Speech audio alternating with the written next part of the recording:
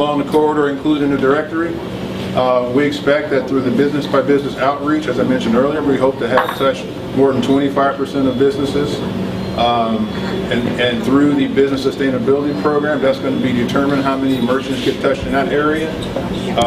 You see where AC Transit has accountability for some things.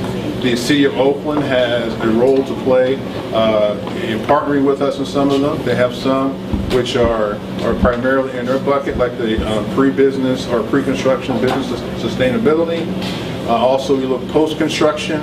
You know, what are some of the supplemental business support that needs to be provided by businesses impacted by the construction and the project? We don't know how many that will reach. That's the issue about what kind of resources we can bring together to help make that happen. So when you look at I want to make sure we talk about the community outreach working group and the community in general. They have a role to play in this as well. So as we are doing these things, we are bringing these issues before the community working group. They can give us feedback, are these the right things or other things we should be doing? What should we be looking at? When we get to construction, they can help monitor, make sure the mitigations are being put in place, and so forth. So that's kind of the layout of how we hope to make sure we're touching upon the issues of mitigation for businesses. Okay? So these are contact information. Just want to say we have some brochures up here. Feel free to grab these. We have them in English, Spanish, Vietnamese, and Chinese. There's contact information here on this block. Email address where you can send in an email inquiry. We will respond to it. There's a telephone number in which you can call and leave a verbal message as well. And you can do that in any of those languages. Okay, thank you, Mr. Ryan. First, I'd like to say there's some new people that came. Folks like to listen. Yeah, who are new? Can you? Oh. I'm Manuel Romero from Romero Glass Studios. Okay. My name is Jose Dorado. I have a tax preparation business up on Fruitvale. Thank you, sir. My name is Emma Navarro. I'm coming from Milagros de Mexico, in East Oakland. My name is Carolina Gonzalez and I'm Emma's daughter. My name is Guadalupe de la Paz and I have a business in 2270 International Boulevard.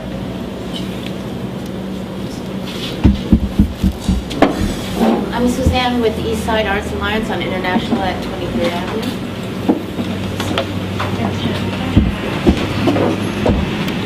Okay, my name is Susan Chen. I represent Wendy Chen Auto Repair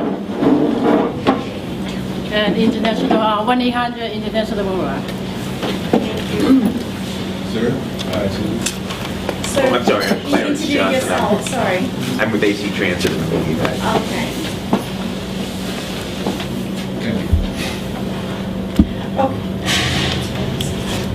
Okay, let me. Sorry, we missed it. Oh, I'm sorry. Hello, my name is Beverly Crane. I'm from AC Transit and my niece went into labor this morning, so I'm sorry that I'm late. Okay. Congratulations. So before I move on to the next item on the agenda, which is the question by merchants, I'm sure a lot of anxiety, a lot of people want to ask questions. But let me do some debate about what you just said during your presentation. Number one, you said that your desire to work with the merchant is very high. Let me ask you, what have you done besides listening to our concern? Did you do? I understand there are 3 points that you try to say: putting in meters and reduce, work with our construction, work with our hours during the construction frame. But what about the parking lots? What do you do about it? It doesn't. I feel like you should only put the bandage over the problem, and there's no concrete step to create more parking for us. And we already suffering parking here. So to add to the problem with AC Transit, I mean with the bus rapid transit system, how are you going to mitigate that problem? It's a permanent and it's real problem that we are facing right now. Also, second, So the question is really, how much parking loss? yes. How much parking loss? Where is the parking loss? How much replacement? And where is the replacement parking? for Eastlake and San Antonio? So, for Eastlake and San Antonio, when you look at the impacts on parking and displacement of parking, there's a total of about 600 variety of parking spaces in the two areas. About 100 of those have been impacted by the current design. Okay. Let me speak to when you ask the question about what are we doing about parking and what are we doing about business impacts. For Eastlake, I'm sorry. Well, I mean, Eastlake is part of the big message, but what I want to say is that what we are doing right now and having these conversations is finalizing and developing those actual plans. So when we look at the 65% design, the goal today in future conversations with folks is to get feedback so we take it back. So what may be identified as part of 40% design will be looked at as part of the 65% design, and the feedback we get can influence what that looks like. So currently, it looks like there'll be a loss of about 103 parking spaces up and down the corridor. We are adding new parking spaces. One of them on 35th and International, another at Austin and International Boulevard. So those are additional parking spaces. I don't know the exact configuration, so I can't tell you the precise number of new spaces may be added as a result of that. But those are locations where we'll be bringing in additional parking spaces. So you don't know where the replacement parking will be in the San Antonio? Eastlake, And San Antonio. Eastlake. Not in detail that I can give you at the moment. I can tell you, I'm sorry, I can tell you that I look at the plan and there's no replacement for Eastlake or San Antonio. If I'm wrong, please correct me. But I know there's no replacement for Eastlake. So that's my concern. Does anybody else in the room know where the replacement parking will be for Eastlake, San Antonio? Yeah. I have a question. Well, the last time you said that you're gonna tell us where the parking areas is gonna be. The area that we have, the closest one is like 4 blocks from the area that our business is. So I don't think that it's people walking 4 blocks just to go to buy something for the pharmacy. We have a pharmacy and natural remedies. So it's not fair for a people that is sick to come to the walk 4 blocks just to come to buy one remedy.